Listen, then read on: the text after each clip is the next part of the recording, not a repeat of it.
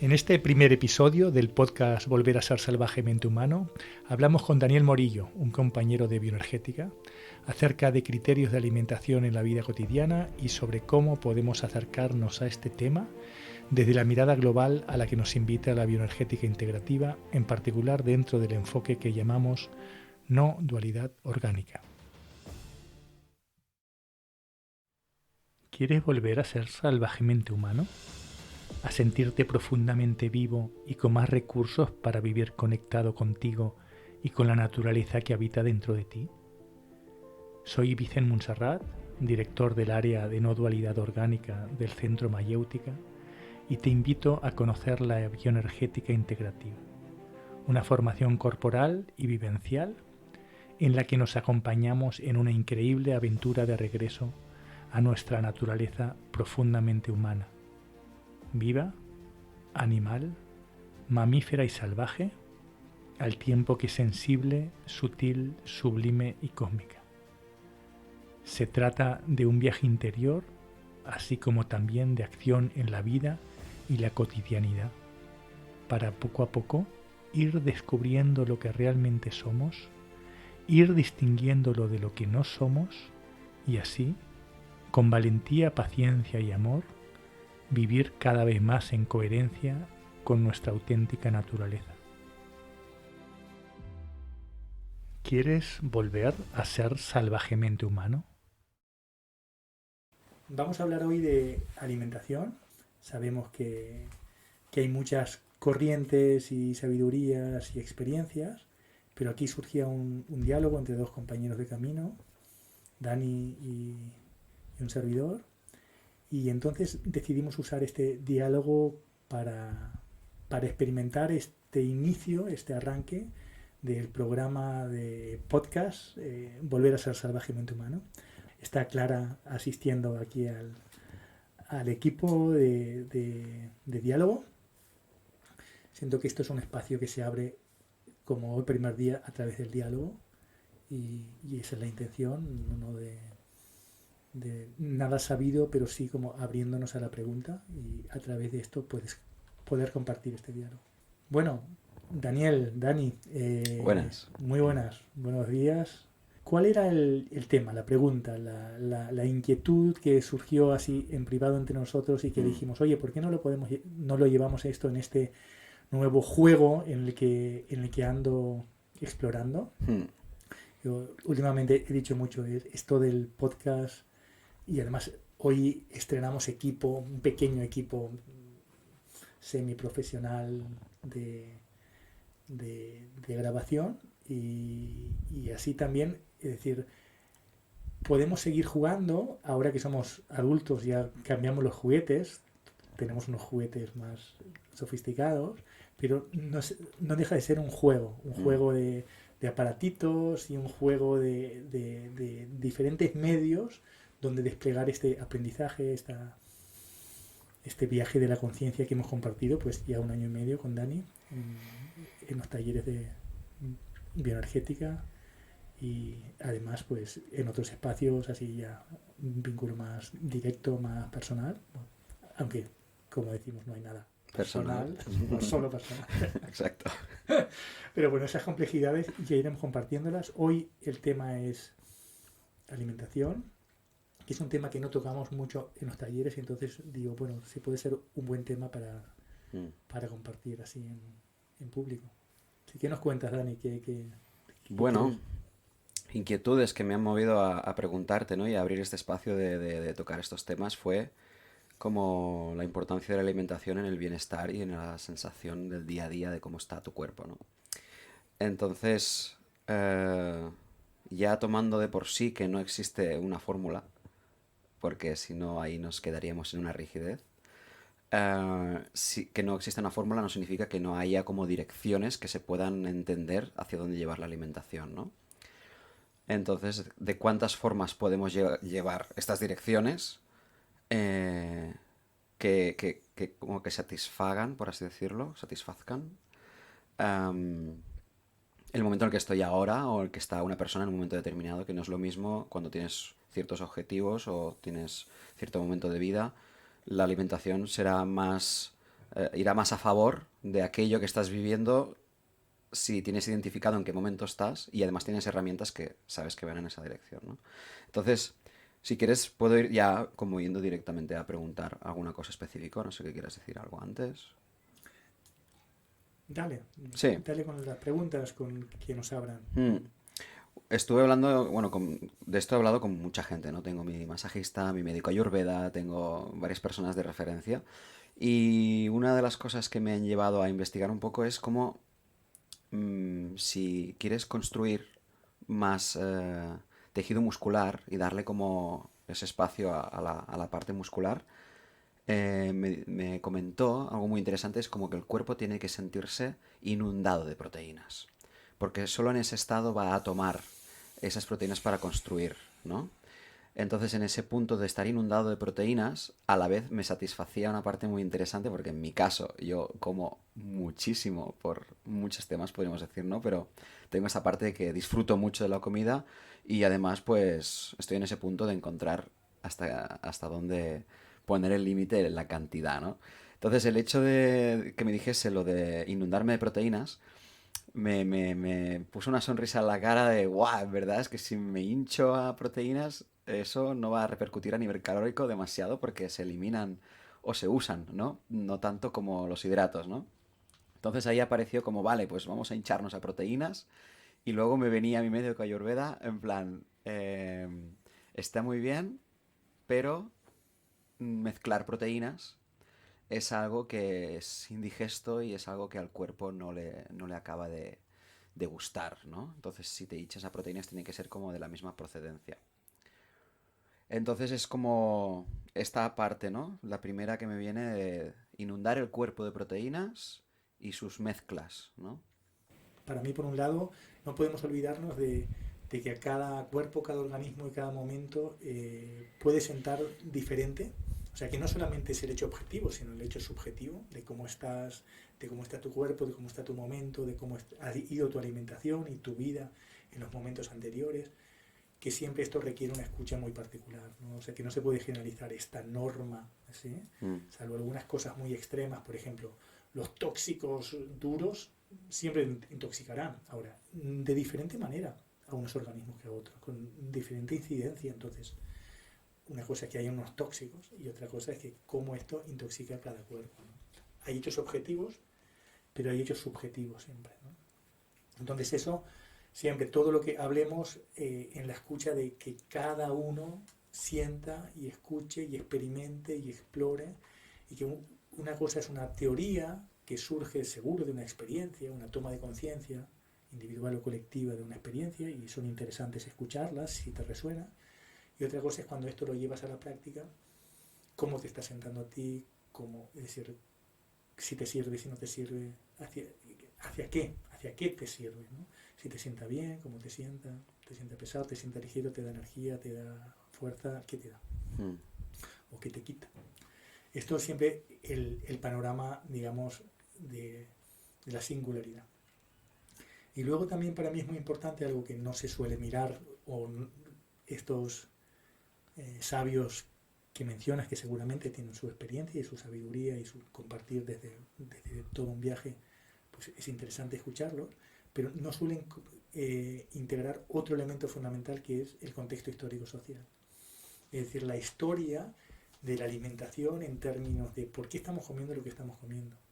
Yo cuando escucho esto del masajista que dice, dale proteínas al cuerpo, a mí también me viene una sonrisa. Una, porque me gusta la proteína. ujú, Yo soy uruguayo y los uruguayos hemos tenido una cultura muy de la proteína de la vaca, sobre todo de la carne, pero también del lácteo. Y hay una emoción ahí y hay una satisfacción, ¿no?, en esta comida, que tiene que ver con la carne y el lácteo, ¿no?, de calidad. Entonces, ahí hay una cosa personal, histórica mía, como que se estremece en este sentido. Pero después, la parte de la investigación histórica y social y de comprender qué estamos comiendo y por qué estamos comiendo, me hace ver que toda la dominación de clases, toda la historia de la dominación nos ha impulsado a comer más hidrato de carbono y menos proteína.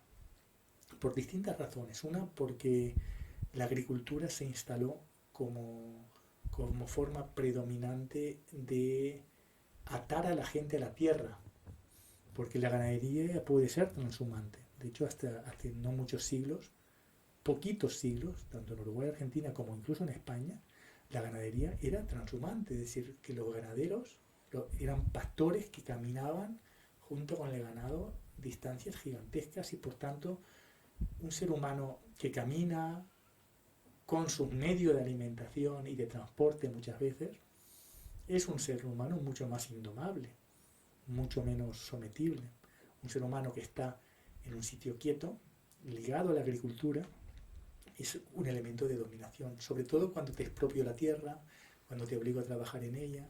Toda esta parte histórica hace que el dicho cristiano, más que cristiano, más católico, de comerás la carne y la sangre de Cristo, es decir, pan, vino y aceite, que es la base de la alimentación judio-cristiana que surge desde la época romana, es un alimento que viene de la tierra y se consideraba santo.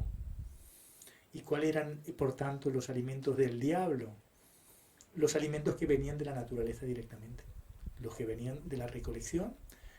Y ahí hay un ejemplo muy claro, que es decir, los primeros barcos españoles que iban a América cargaban sus alforjas de trigo, de aceitunas, de aceite y de vino. Y esto era la comida santa y de algún tipo de embutido de cerdo, por ejemplo, para alguna cosa de proteína, pero poca. Básicamente ese era el alimento. Y sin embargo, morían de escorbuto en los barcos, sin pescar, sin comer el pescado que los hubiera salvado. Pero durante decenas de años o siglos morían de escorbuto, porque consideraban el pescado fruto del diablo. Yo tengo estas experiencias también impresionantes cuando he ido al norte de Brasil, a Bahía. Tú llegas a poblados. Hice un viaje en el 92 con Mónica, la madre de mis hijos. Y fuimos a una aldea hippie que vivía gente muy diversa, pero muy humilde económicamente. Y fue impresionante darnos cuenta de los criterios de alimentación de esta gente que, por otro lado, había recibido digamos, una cultura muy cristiana en la alimentación. Aunque tenían esas cosas un poco de macumba, no sé qué, y era muy cristiano. Y lo que te ofrecían, que era todo lo que tenían ellos, era fariña, esa harina de mandioca. Y lo que le daban a su bebé, a su niña, era cereales de Nestlé, comprados con muchísimos esfuerzos, ¿no? Y cuando nosotros ofrecimos un dinero para ir a comprar unos manjares, pues fueron a comprar eso, arroz, frijoles y un poco de grasa de cerdo, como realmente la alimentación deseada y lo que para ellos es importante alimentarse. Y realmente había una situación de desnutrición ahí entre esa gente. Pero sin embargo, podías caminar por los caminos de ahí al lado y había un montón de mangos, con mangos que caían por los suelos y no los recogían. Ibas a 200 metros a la costa, a la playa, las langostas saltaban ahí lleno de langostas. Tú ibas a cualquier restaurante del pueblo y te servían esas langostas muy económicas, pero solo las comían los turistas. La gente de ahí no come ni los mangos ni las langostas porque son frutos del diablo. Es decir, son frutos que no están santificados. Es decir, ha habido toda una manipulación de cuál es el alimento bueno y cuál es el alimento malo desde la religión, pero la religión como excusa para la dominación. Entonces, a mí me interesa mucho saber cuáles alimentos nos han forzado a comer, han dicho que son buenos, y la proteína nunca ha estado entre ellos. Solamente más adelante en esta dominación apareció la proteína. O sea, toda esta parte histórica a mí me informa mucho. Toda la dominación del pueblo durante esta época que en clase estudiamos de disciplinamiento era a base de pan, vino y aceite. No hay proteína, un poco de grasa, porque si no es como insuficiente la alimentación. Aunque era pan integral, igualmente, ¿no? Y algunas legumbres. tanto los frijoles en América Latina como aquí se comía alguna legumbre, pero siempre fruto de la agricultura, por tanto, hidrato de carbono básicamente. En cambio la proteína no está ahí, no está ahí. Entonces yo he hecho una investigación larga a lo largo de la vida y integro elementos, por ejemplo, otro elemento es Marvin Harris, en un libro que se llama Bueno para comer, que os recomiendo. Él explica que la humanidad siempre ha preferido la carne cuando no suponía un prejuicio secundario muy claro, por ejemplo, de desertificación o de intoxicación, etcétera, etcétera. Solamente ha prohibido la carne o bien con intereses de clases dominantes o bien con algún motivo bien claro, si no siempre he preferido la carne. ¿Por qué? Porque la carne, al parecerse más al ser humano, esto es lo que él explica, ¿no? Porque nosotros estamos hechos de carne, de hueso, no sé qué, es muy nutritiva en términos de aportes. Y además, yo he comprendido a lo largo de los años, y esto también hay otras fuentes, por ejemplo, hay alguien que habla de esto que es interesante, que es Jader Tolja, que es un tío interesante que ya hablaremos sobre él, que está vivo por ahí, es alguien que trabaja con la conciencia, el cuerpo, el espacio, el vestido, la alimentación, la propiocepción del cuerpo, cosas muy interesantes.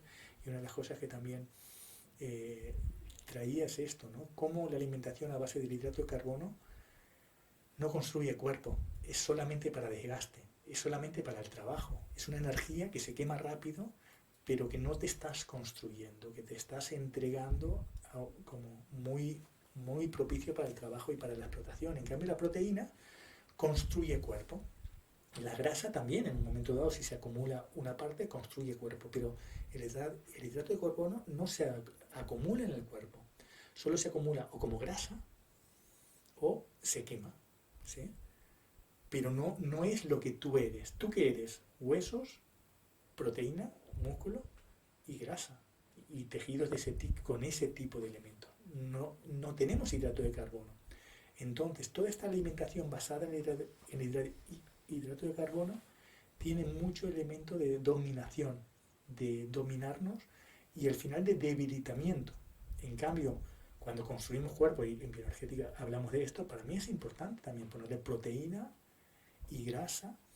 La grasa, permitirle que se recicle, o sea, que se vacíe una cierta grasa que hay y que aparezca una nueva. Y que tenga una dinámica, porque la grasa también nos permite acumular para cuando necesitamos, pero si la acumulamos y no la renovamos, es un lugar donde siento que se acumula mucho la memoria.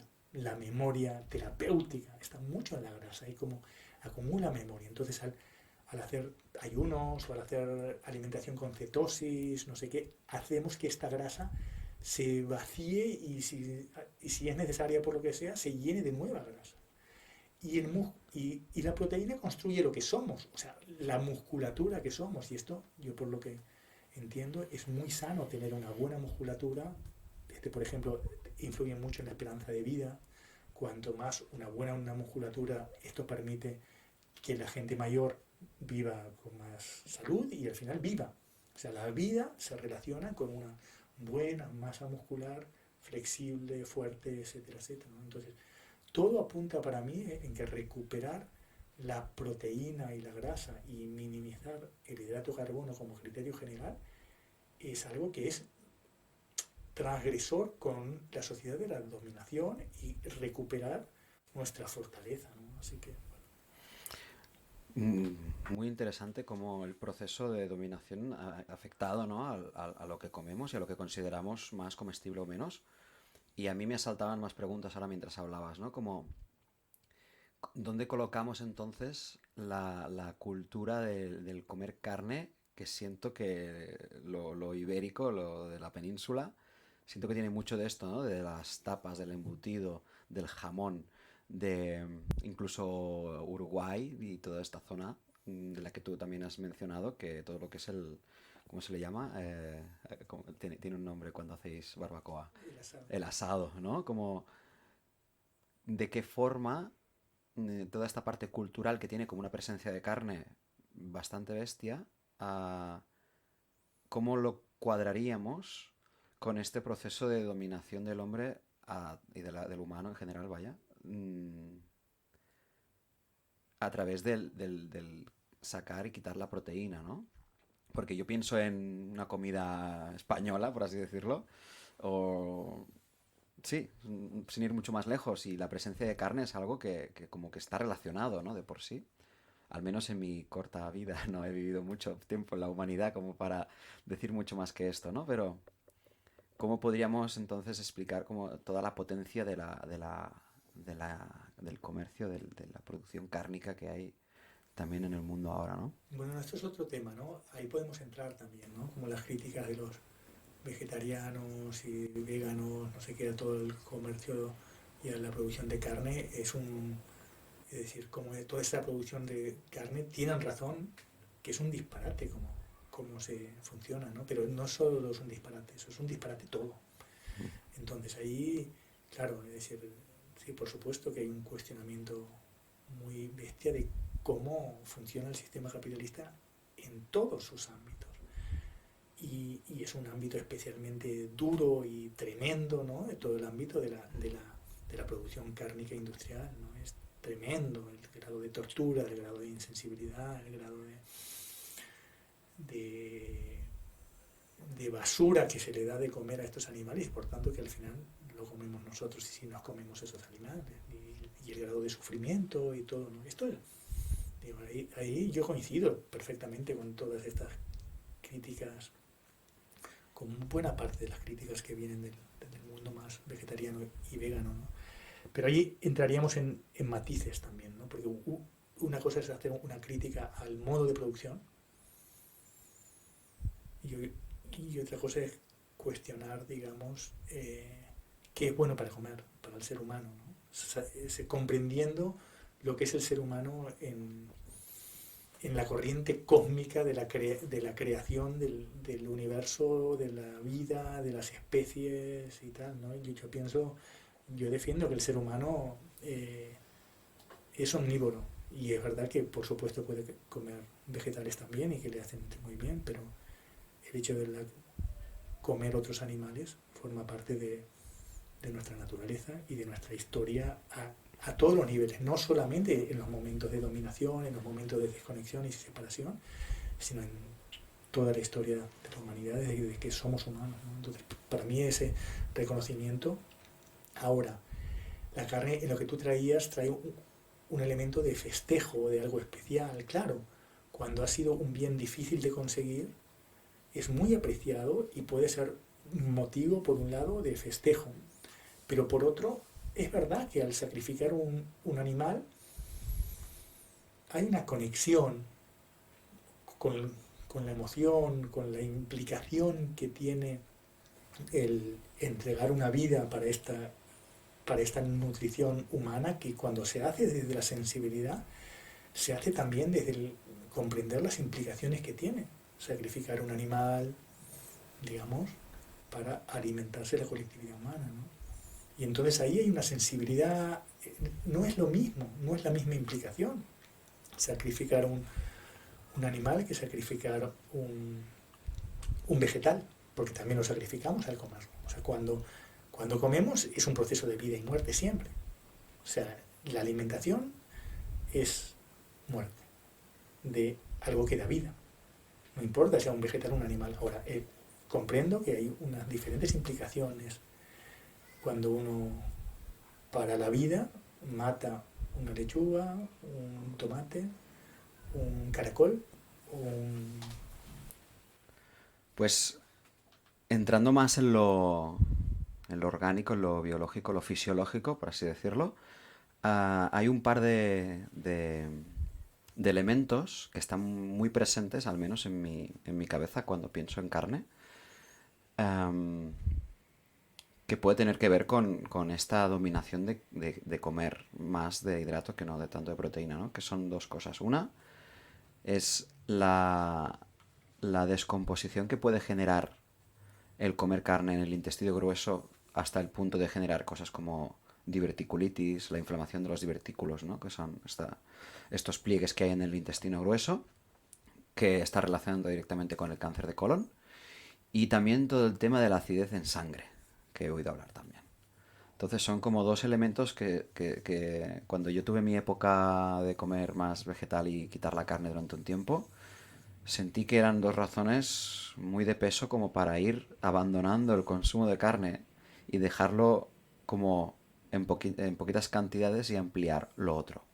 Podríamos decir que esos son los dos elementos que más he escuchado y más como me convencieron en su momento y hasta qué punto se puede cuestionar o se puede ver desde un punto de vista de dónde viene esto, es real o no, tiene que ver con la hormonación de los animales o no, o de la naturaleza de la carne.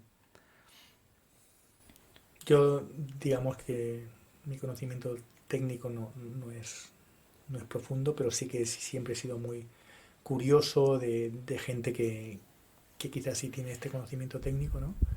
Hay otro referente que ya te he citado, pero que me gusta citar referentes que tengo porque también hay fuentes de inspiración ahí más técnicas. Eh, Marcos Vázquez de Fitness Revolucionario, es un blog y tiene también en Instagram en todos lados. Eh, bueno, digamos, son fuentes donde podemos ver estudios y también cómo estos estudios se llevan a algo de sentido común y como no una cosa, digamos, ideológica y fanática de cualquier tipo de opción, ¿no? Yo este tema del intestino he escuchado, pero no he investigado a fondo, pero siento que todo alimento puede ser nutritivo y puede ser un veneno también, ¿no? Según la proporción, según... Y no solamente en la proporción, sino también en esto que trabajamos el otro día en clase, ¿no? El lleno vacío. El lleno vacío, para mí, en la alimentación es el comer y el ayuno. El comer como base, una cosa que sientes que te hace bien, pero como cualquier cosa que te hace bien, puede llegar a ser excesiva en un momento dado y necesitamos un momento de pausa también, como de renovación. Esta dialéctica siento que es aplicable a todo y algo tan nutritivo y yo siento tan necesario como la carne de calidad para la alimentación humana, pienso que también esta polaridad de hacer periodos de ayuno de carne, puede ser un día, una semana, un mes, dependiendo del grado de carne que estás comiendo normalmente, ¿no? Yo pienso que es súper necesario. Y esto viendo, claro, todo lo que te aporta, pero también todas las problemáticas que pueden tener un consumo abundante de cualquier alimento, por ejemplo, la carne, ¿no? Entonces, este tema con el intestino, yo pienso que sí, que hay que estar atento porque tiene un tipo de digestión pues, particular y que yo pienso que puede ser muy ligera en realidad, si es básicamente hidrato de carbono y grasa. El tema es cuando se mezcla con abundante hidrato de carbono o abundante alcohol, por ejemplo, ahí se hacen digestiones muy pesadas. O si es mucha cantidad de carne, ¿no? Pero incluso yo que a veces como mucha cantidad de carne siento algo muy ligero cuando no hay mucha mezcla con otros elementos, ¿no?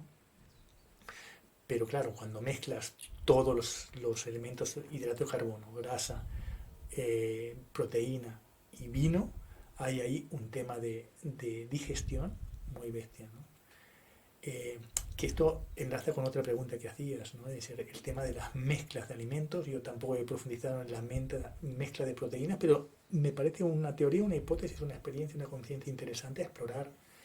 Y yo pienso, mi sensación es que mezclamos demasiados alimentos, sobre todo en cada comida, ¿no? Tengo la tendencia cada vez más a comer pocos alimentos en cada comida, muy pocos. Dos, tres alimentos ya hace un complemento alimentario bestia. Esta cosa que hacemos de comer un montón de alimentos, pues pienso que esto es un problema para la digestión. O sea, que quieres decir mucha variedad en un Ahí misma está, comida. ahí está. O Pero sea, en general, ya no solamente en la proteína, en general es mi sensación y entonces me hace sentido esto que dices de que varias proteínas, mm, sí. como que la variedad de por sí es algo muy recomendable siempre para darle tiempo al cuerpo a depurar lo que tenga que depurar y no hay exceso de ningún alimento al final, pero sí que si hablamos de comidas específicas, ahí como el proceso es algo como una digestión específica, ahí cuanto menos alimentos hay, más favorece la digestión, pero a la vez, si lo miramos desde un zoom y miro 5 comidas distintas, ahí sí que tiene que haber mucha variedad, pero no significa que tenga que estar esa variedad en la comida individual, sino repartida en toda tu dieta en general, ¿verdad? Yo con la variedad, es verdad que siempre he escuchado la variedad es buena porque te aporta muchos elementos diferentes, pero mi tendencia natural últimamente, desde una escucha muy sencilla, es a comer pocos alimentos que me sientan bien. O sea, realmente yo tengo esta tendencia, aunque con una completitud, pero eso es algo muy intuitivo. Mm, Tampoco sé, yo como conecto mucho con alguna verdura, con alguna carne, con algún lácteo, con alguna grasa y durante un tiempo muy estacional a veces, ¿no? Por ejemplo, con las verduras es muy estacional. Y otras cosas es como más intuitivo y más de lo que me pide el cuerpo, ¿no? Y ahí voy confiando, pero tampoco puedo decir que esto... Yo siento que esto es como algo sencillo, que el cuerpo me pide esa sencillez, ¿no? De no estar pensando en esto, en lo otro, en lo otro, en lo otro, o sea, como una especie de obsesión por una elevada variedad justamente, que es lo que nos han dicho siempre. Yo esto no he investigado, pero no es intuitivamente el cuerpo me está llevando a otro lado. Sí, es como que hay un punto también de desde dónde hacemos esta búsqueda de qué alimentos comer. Y a mí me viene una palabra ahora que es el miedo. Entonces, una respuesta que encuentro en muchas de las preguntas muy interesantes es desarrollar esa sensibilidad y esa escucha hacia el cuerpo de saber qué es lo que me va bien a mí y qué me sienta bien.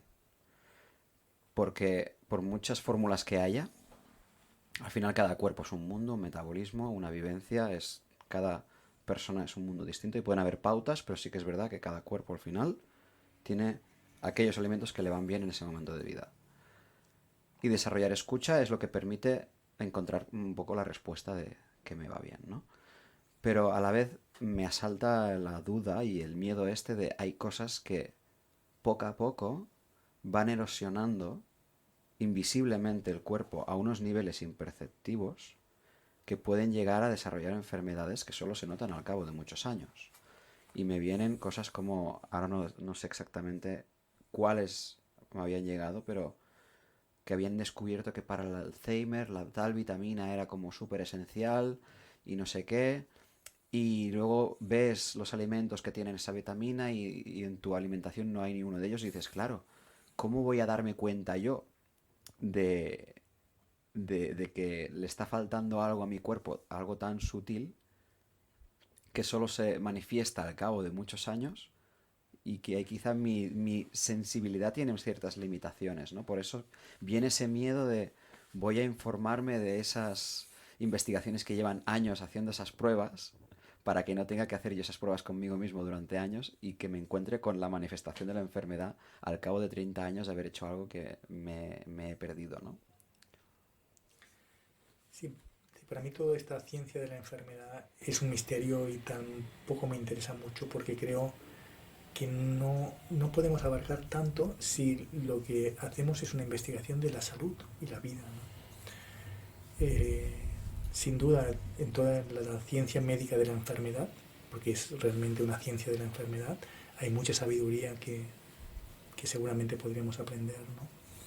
Pero hay tanto por investigar y por aprender en la ciencia de la vida y en la comprensión de la vida, es decir, respondiendo un poco a esto que decías tú, ¿cuáles son los criterios que podemos tomar? Uno, diría, el deseo de un alimento o de otros alimentos. Otro, el gozo. Otro, la escucha de cómo te sienta inmediatamente después de ingerirlo, al rato, al más rato, o al día siguiente o al otro. Cómo te sienta. Otro, tu estado de salud general. La salud, el brillo de la piel, los ojos. Sí, al final, si te estás sintiendo mal, pues a lo mejor hay algo de alimento que te está afectando. Por exceso, por defecto, por toxicidad, por algo, ¿no? Yo yo miro esto, los elementos generales, estos elementos generales de salud y reconociendo los límites, ¿no? Como a lo mejor hay algo que, por ejemplo, ahora me acordé, el tema de la acidez, ¿no? Que estábamos hablando de qué te puede producir. Bueno, en efecto, yo siento que la carne me sienta muy bien, pero a veces muchos días de carne seguidas o muchas cantidades no sé qué puede notar un poco de acidez. Y esa acidez se puede solucionar dejando de comer algún día carne o algunos días carne, o también complementando con alimentos más alcalinos. Lo que pasa es que el tema de la acidez y la alcalinidad no depende solo de la alimentación, depende de tu vida. Si tú vives en medio de la ciudad donde hay mucha contaminación, no te mueves, no mueves el culo del asiento, estás todo el rato con el ratón y con el móvil. O sea, hay muchos elementos, todo esto produce acidez. En cambio, si comes alimentos más ácidos, por ejemplo la carne, no niego que pueda ser un alimento ácido, pero hay muchos elementos, tanto alimentarios, por ejemplo, si lo combinas con verduras, la verdura es alcalina en general, sobre todo la verde, por ejemplo. O hay algunas verduras muy alcalinas, o la patata, aunque dicen, bueno, esta mezcla de hidrato de carbono y proteína, hay quien la cuestiona, pero clásicamente también se había comido algún tipo de hidrato de carbono como la patata y con la carne, y a mí me sienta bien, por ejemplo. Y complementa la acidez. La patata es muy alcalina y justamente lo que trae, yo siento que comiendo carne naturalmente te sale una búsqueda de algo más alcalino para complementar esa acidez, ¿sí? Entonces, tú puedes comer acidez. Y también es diferente cuál carne, la acidez que provoca. La carne que como yo, que es de importación uruguaya, no sé qué, esto no digo que no sea ácido, pero es menos ácido que un cerdo de criadero de Cataluña, que son muy duros, ¿no? A nivel de tortura y de alimentación y de todo, ¿no? Entonces, salubridad y todo, ¿no? Entonces, bueno, es decir, yo te diría eso también, la calidad del alimento, la calidad de la cocción, esto es fundamental, es decir, estamos siendo alimentados por alimentos sin calidad, tanto la verdura como la carne, tanto los vegetales como los animales, sin calidad. Entonces, la exploración de un alimento ecológico, natural, directo el alimento, sin procesar o sin agrotóxicos, químicos, fertilizantes, antibióticos, todo esto es una exploración, uno que cuesta tiempo, cuesta dinero, cuesta conocimiento, y eso es salud y es muy diferente lo que te proporciona. Entonces, realmente podemos hablar de si te sienta mejor la carne o el vegetal o el queso, no sé qué, o qué carne, qué vegetal y qué queso, ¿no? O sea, hay tanta diferencia entre un alimento y otro que es brutal. Mira, hay diferencia en la toxicidad que te provoca, pero también en la nutrición. Esto también, a veces comemos muchísimo porque lo que comemos está vacío de sustancia, está vacío de conciencia, está vacío de gozo, está vacío de emoción y por tanto está vacío de alimento. Y tú comes y comes y comes y es como que no comieras. En cambio, te comes un delicatessen, así, sea de carne o de un tomate. Yo me acuerdo de los tomates que cultivabas tú, tío. Yo soy un amante de la carne, pero ponme un tomate como eso y en agosto es que lo prefiero a la carne, porque es un tomate que huele, que, wow, te hace, ¿sí? Pero eso no era un tomate, o sea, era justo un tomate, no lo que comemos habitualmente, ¿no? Tenía un pequeño huerto y hacía unos tomates, ¿cómo se llamaban? Mandó, variedad mandó. Y yo me pasaba todo el verano tomando esos tomates. El mejor gazpacho de mi vida está hecho con eso. Gazpacho, tomate, o sea, esos tomates de agosto, ¿no? Wow, de cultivo con amor y una variedad antigua, hostia. Por eso, no es qué comemos, sino desde dónde lo comemos, desde dónde está cultivado o criado eso que comemos, la calidad. Vivimos en un mundo de cantidad y no de calidad. o de qué y no de cómo. Pues lo que estamos hablando es un cómo lo como, cómo se produjo o se crió ese alimento. Esto es la clave, ¿no? Al final no importa tanto qué, sino cómo, la calidad de las cosas, ¿no?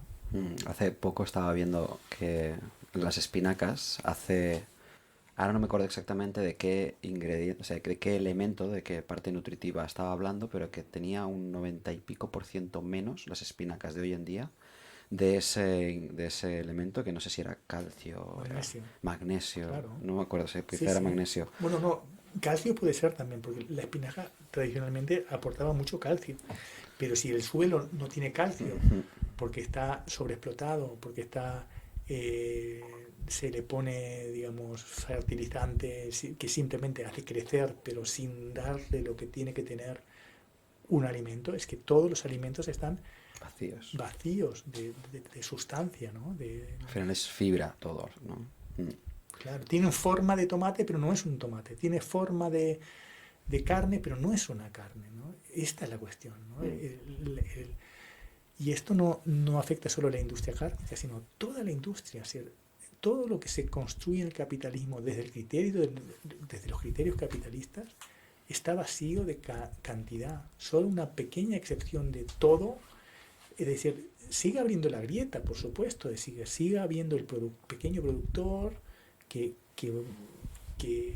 quiere eso para él y ofrece eso al mundo y sigue habiendo esto, pero es marginal y hay que dedicar un montón de energía y dinero y vínculos a buscarlo para tener una alimentación que sea cualitativa, ¿no? Yo pienso que este es el gran viaje. Yo si encuentro un buen huevo, como huevos; si encuentro un buen tomate, como tomate; si encuentro una buena carne, como carne. Entonces,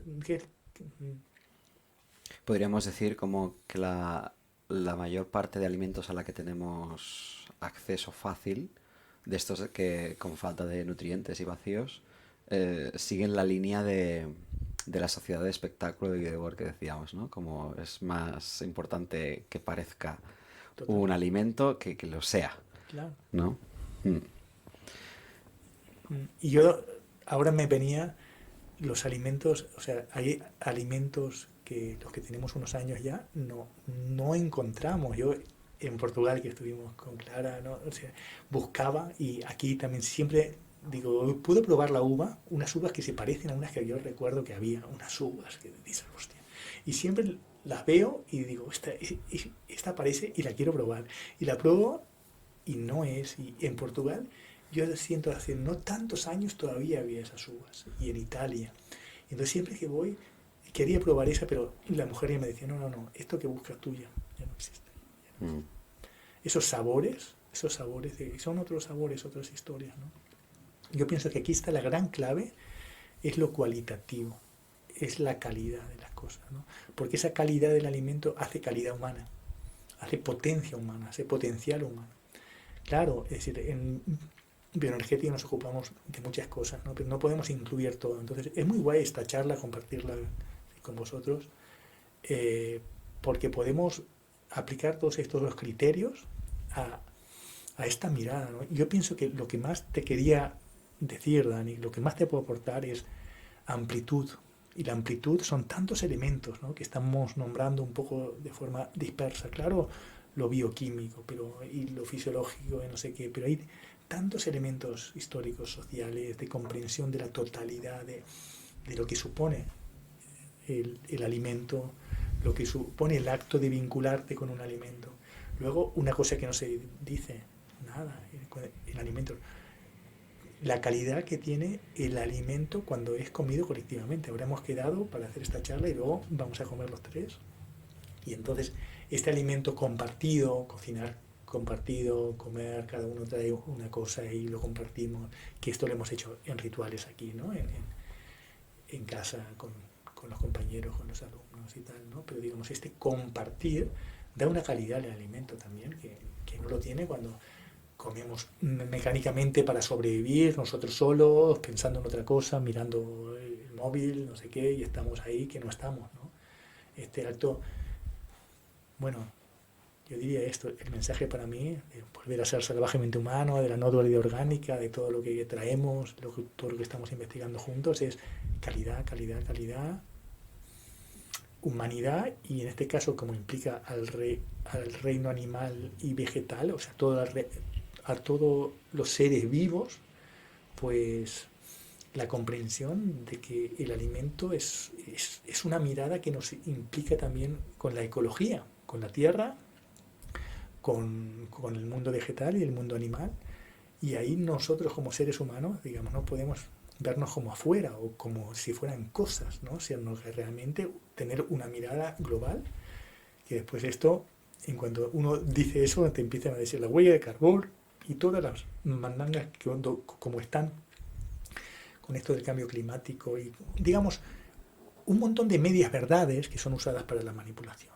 ¿no? Yo no digo que sean mentiras, pero son medias verdades usadas para la manipulación como esto, ¿no? La huella de carbono, el cambio climático, bueno, todas estas cosas que se usan para lo de siempre. Ojo, no nos olvidemos que el poder siempre ha propuesto que los pobres nos alimentemos de hidrato de carbono. Y se han preservado ellos los mejores manjares. Ahora están lanzando la onda de los insectos para los pobres y hasta experimentos de la carne cultivada, o sea, una carne que no es carne. Laboratorio, ¿no?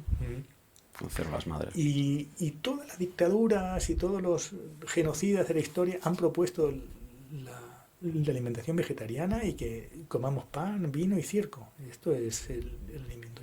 Y yo siento, por tanto, revolucionario reivindicar el ser humano. Para construir su potencia como ser humano necesita grasas de calidad, que no hemos hablado mucho, pero también ha sido algo demonizado, pero la base de la estructura de lo que creamos como ser humano, pensante, sintiente y actuante, es la proteína, y la proteína ha sido reservada para las élites. Entonces, con argumentos de todo tipo, siempre una justificación ideológica y siempre una media verdad para justificar esto, ¿no? Pero yo reivindico recuperar la proteína animal, de origen animal, como un fundamento de lo que somos, del músculo y por tanto del cuerpo que somos. Bueno, mucha información a integrar aquí, ¿no? Yo pienso que le podemos dar a este espacio por terminado. Gracias, Clara, por estar ahí en el gym del espacio. Dani, por haber participado en este primer programa de Volver a ser salvajemente humano, dedicado a la alimentación. Un placer y gracias a ti también, Vicen, por toda la aportación de esta dimensión desconocida de la comida también. Desconocida o no tan mencionada, supongo. No hemos hablado tanto de esto, ¿no? Sí, la verdad que en clase no lo llevo mucho porque a veces esto parece como que uno diera una orientación de cómo hay que vivir y esto yo intento evitarlo mucho. Es verdad que después en espacios más informales me comparto más mis elecciones, ¿no? Pero esto ya siempre lo he dejado en un espacio más informal. Así que bueno, esto ojalá aporte y ahí nos experimentamos el primer capítulo del podcast Volver a ser salvajemente humano. Gracias a todos. Gracias.